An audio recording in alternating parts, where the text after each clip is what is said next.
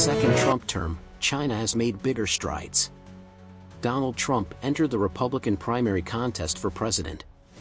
Well, 8 years after his stunning upset of Hillary Clinton on a historic day for the United States with the inauguration of Donald Trump.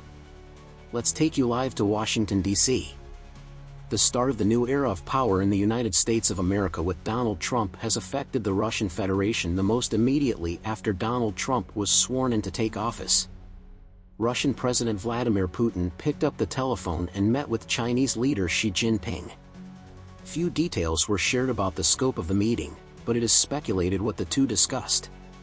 Mr. Putin reportedly told Mr. Xi about his concerns about the new Trump administration.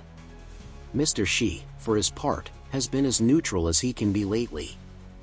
This is because the Russian Federation last saw the Democratic People's Republic of Korea as an ally during its invasion of Ukraine, cooperated militarily with the Pyongyang regime, and threatened the West with nuclear weapons. Again, Mr. Xi does not want to be influenced by Putin's aggressive policies. That is why the Beijing regime does not share the same views as Mr. Putin. So with Donald Trump coming to power, Vladimir Putin has received bad news from both the United States of America and the People's Republic of China at the same time. The only actor standing behind Mr. Putin, Kim Jong-un, has no chance to change the process. If Mr. Kim had that power, the Russian Federation would have won the Ukraine war. Mr. Xi probably anticipated this and predicted what Donald Trump's strategic attitude towards Mr. Putin would be. Since Donald Trump has also adopted very harsh sanctions against the People's Republic of China, Mr. Xi may not want to be the focus of the United States of America leaders' attention. Mr. Xi's stance makes all the arrows suddenly turn towards Vladimir Putin, and this hardens Donald Trump's approach towards Putin. I will tell you that President Putin really liked the idea of. We will now explore what Russian President Vladimir Putin has lost with the inauguration of the United States of America, President-elect Donald Trump, and take a closer look at how the recently deteriorating Russia-China relationship will take shape after Mr. Trump arrives in Washington, District of Columbia. But first, please do not forget to subscribe to our channel, turn on notifications, and give us a like to stay up to date with our content. Let us get started. First of all, let us take a look at the first attitude of the newly elected leader of the United States of America, Donald Trump, towards Russian President Vladimir Putin. Speaking to reporters at the White House after his inauguration, Donald Trump said he might speak to Putin soon without specifying a time frame. Donald Trump said that Vladimir Putin is destroying his own country by still not making a deal and emphasized that the Russian Federation will be in big trouble. During his presidential campaign, Donald Trump promised to end the war in Ukraine within 24 hours of taking office but has since softened his rhetoric. Currently, Donald Trump shares most observers' initial belief that the war will end within a week. The United States of America leader also made his most critical public statement to date. Pointing out that ending this war would be very good for Vladimir Putin, Donald Trump's remarks were perceived as a message of intimidation towards Vladimir Putin. However, Western experts describe Trump's stepping in to end the occupation of Ukraine and targeting Putin as the right step.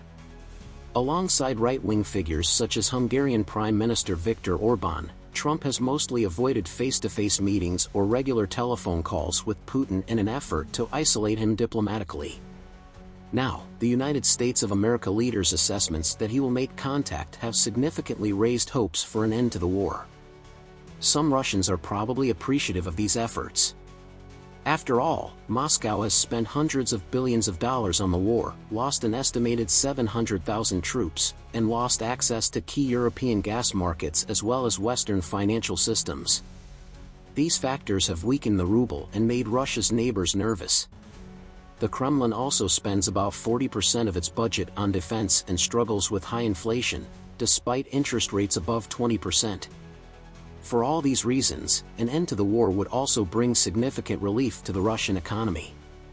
During his campaign for the White House, Trump harshly criticized Biden's position on Ukraine, saying it made World War III more likely and that Kyiv was putting the United States of America in a difficult position by obtaining billions of dollars worth of weapons for free.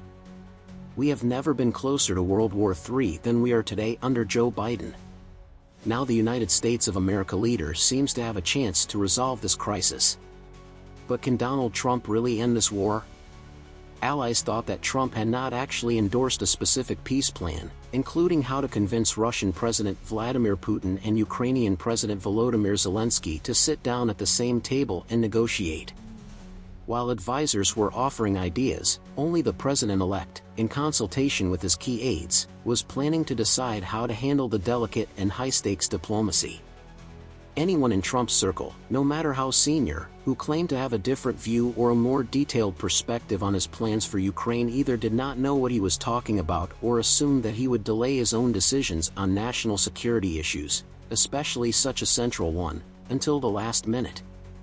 More traditionally minded allies, such as former Secretary of State Mike Pompeo, who was vying to lead the Department of Defense, saw it as likely that Trump would push for a compromise with Moscow that would seem unlikely to deliver a major victory. Other advisors, notably Richard Grenell, considered one of the best candidates to lead the Department of State or serve as National Security Advisor, thought Trump would prioritize his desire to end the war as soon as possible, even if it meant forcing Kyiv to make significant concessions. Today, Trump's plan for how to end the war between Ukraine and the Russian Federation is becoming much clearer. Brian Lanza, who has been Trump's political advisor since the 2016 presidential campaign, said the new United States of America administration's priority for Ukraine would be to achieve peace rather than helping the Russian Federation regain territory it has seized in its nearly three-year war. Trump's team has talked about freezing the war in place, not opposing Russia's seizure of about 20% of Ukraine and forcing Ukraine to temporarily suspend its quest to join the North Atlantic Treaty Organization.